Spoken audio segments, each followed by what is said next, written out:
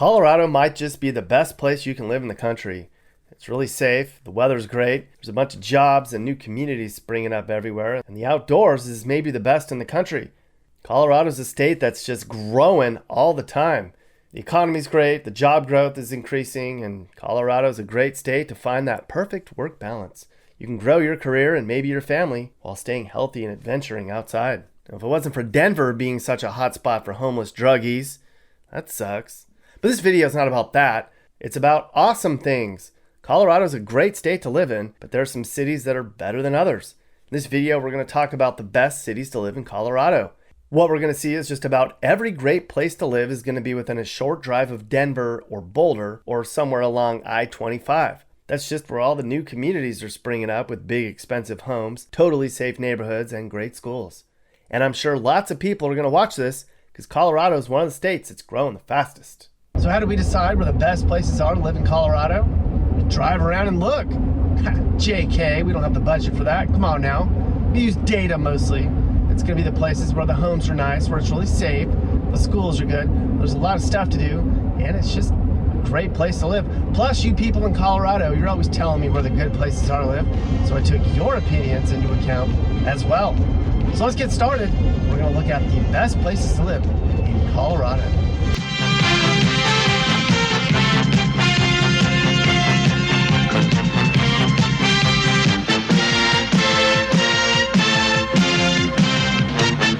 Our first stop is Erie. It's about a half hour north of Denver. There's 24,000 people here, but it's growing really fast.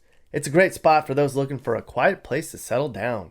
While the cost of living is slightly higher than the national average at about $450,000, you really get what you pay for when moving to Erie. And we'll see, this is actually cheap compared to some of the other places we're going to talk about. Erie has great schools with plenty of funding. They spend about $2,000 more per student than the state average, and their test scores prove it. People here rave about the safety and charm and all the new stuff popping up. I guess that's good, unless you don't want it to grow. But it's going to be like that anywhere you move in Colorado. That's just how it is. Everything's growing. And they host the National Biscuit Day here, everyone. On one day every year in September, the Erie Historical Society bakes and serves biscuits all morning. Nobody knows how this tradition got started, but it's just another reason to love Erie. And look at those mountain views, people. Now, way up near Fort Collins is the city of Windsor, where 18,000 people live. It too is growing fast, and it too is a great city to raise a family. It has a charming small town feel that'll kind of help you slow down and really appreciate your life.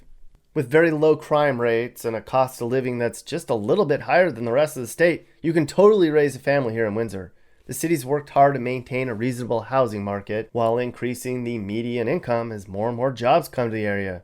Windsor's been voted the best place to raise a family in Colorado for a bunch of years in a row, and they measured education, health, safety, and overall fun. Windsor makes getting outside easy. The town has like 20 parks and a bunch of open spaces with a lot of wildlife to explore right in your backyard. Windsor's also home to some amazing restaurants, including Chimney Park, which was ranked in Colorado's top 10 restaurants of all. Good for you, Chimney Park. If you're looking for a great place to raise your family that's quiet and not boring, Windsor's great. Number 8 on our list is Lafayette, Colorado. There's 25,000 people here in this little city just outside of Boulder. Lafayette's filled with young professional couples who are looking to enjoy their lives and raise their kids. There's a lot to do here, and homes really aren't that much higher than the state average here either, at about $420,000. Get in on that. There's lakes nearby where you can fish and hike and picnic, and you're only 15 miles from the foothills up here. Locals say it feels like a small town, and it's a little bit older, despite the fact that it's growing so fast everywhere in the area. And right in town are a bunch of new restaurants and breweries too. Lafayette is fun. Now we're going to go to the South Denver suburbs for the first time. We're in Lone Tree, population 13,000. It's about 20 minutes outside of Denver here. It has a small town feel, but you don't know every single person who lives here. That's good. Lone Town also has plenty of entertainment for the community, including shopping at the Park Meadows Mall. There's golfing everywhere, and there's extensive trails all over the place. Not to mention, they have a free summer concert series at the Sweetwater Park with music and food trucks. And as always, craft beer. The community's very friendly, and people who live here say it's easy to make friends and quickly start to feel like you're a local. However, all those amenities don't come cheap. Lone Star's average home value is $634,000. That's the highest one we've looked at so far. So you're going to need a great job before you move here, pal. Moving on to number 6, we come to Castle Rock, which is way outside the Denver metro area, pretty much on the fringes of the whole metro area. There's 62,000 people here, and the price isn't outrageous. I mean, it's $620,000. I know that sounds like a lot, but you get what you pay for, folks. You won't run out of things to do here in Castle Rock. They have it all. The Miller Activity Complex is this huge place with batting cages and trampoline parks and party rooms. That sounds like fun. There's golf courses and parks everywhere and an amphitheater and a huge playground with zip lines. The kids will not be bored here in Castle Rock. It's just a great place for families who want to avoid the mundane suburban life. Right next door is Castle Pines, home to 11,000 people.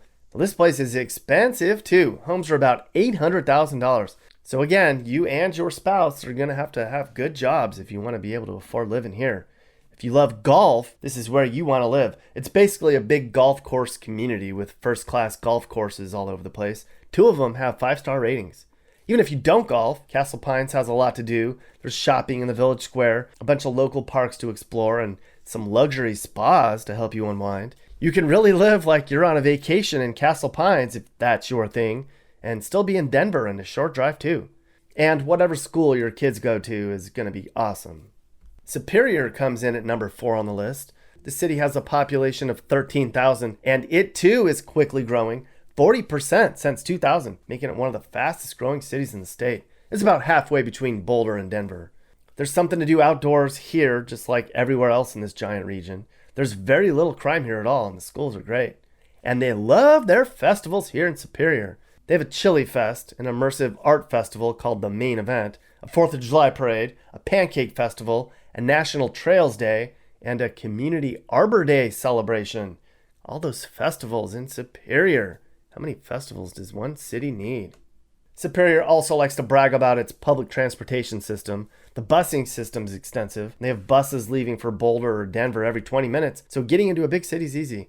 But this place is crazy expensive, like $800,000 for a home. These people leaving California are probably like, I can afford that. However, most of us cannot. Of course, everybody knows about Vail, the cute little mountain town in the Rockies. Most people cannot afford to live here, but some people are so loaded, Vail is their second home. It's really expensive, like $1.2 million for the average house, but you knew that already. There's only about 5,500 permanent residents, and about 5,000 more people come here during ski season. If you want that cliche mountain town experience that Colorado offers, Vail is probably the best place for you to go, if you can afford it. The Denver suburb of Parker is growing super fast. The population's nearly doubled in the last 15 years, and you can see why. Parker focuses on job growth. They're trying to make housing affordable here, but it's almost becoming unmanageable. And they have great schools. Plus, it's only about 45 minutes away from Denver.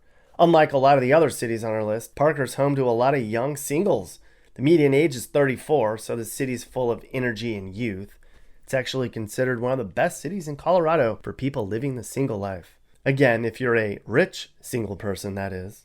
Like just about every other city in Colorado, Parker has a ton of outdoor activities for nature lovers, including horseback riding, hiking, cycling, fishing, and nature walks. You can also visit the Reuter Hess Reservoir for paddleboarding, fishing, and bird watching. And you can't miss the Nutcracker of Parker. Since 2003, the Colorado School of Dance has been putting on an annual ballet, if that's your thing. Parker's just a great place to live for people who are looking for adventure and entertainment every night. Homes here, sadly, are $700K though. And finally, we have the best place to live in Colorado, Louisville. It has a booming economy, a budding tech industry, a flourishing downtown, and really good schools. It's no wonder that it's the best place you can live in Colorado, right? Louisville has a small town feel and a friendly community. A lot of people here have a garden, and they sell their products at a farmer's market held in town. And there's a bunch of local restaurants here and a bunch of summer festivals. It's just a great place to live.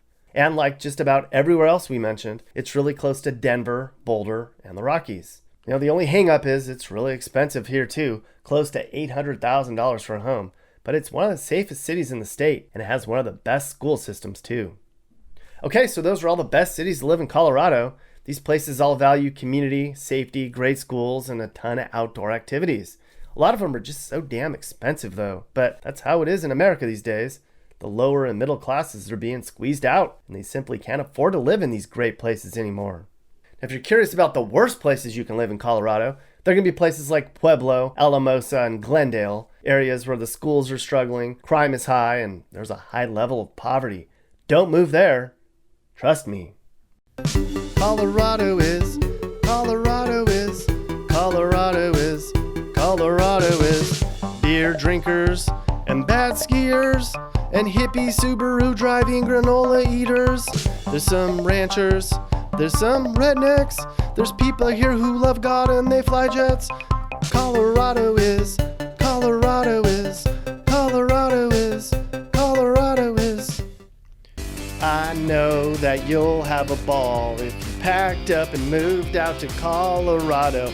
You won't feel so stressed out and you'll let it all go. It's a way out, spaced out, but under control. Get. Hey guys, if you learned something new about America or what it's like to live in America, great. You should think about subscribing and turning on your notifications. You can also click one of these videos or playlists for more. You can also now buy my songs on iTunes and other formats.